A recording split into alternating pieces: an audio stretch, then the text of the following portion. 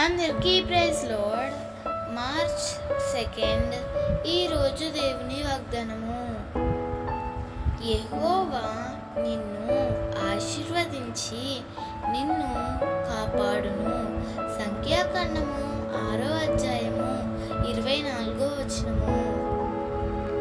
నీవు సేవించే ప్రభువు నిన్ను ఆశీర్వదించడం మాత్రమే కాదు గాని నిన్ను కాపాడేవాడు. ఆనాడు యోబును ఆశీర్వదించి యోబు చుట్టూ కంచె వేసి కాపాడాడు. ప్రియమిత్రమా, ప్రభువు నిన్ను కూడా ఆశీర్వదించి కాపాడతాడు. ఇప్పుడున్న ప్రతికూలతలను బట్టి నువ్వెన్నడూ కృంగిపోవద్దు.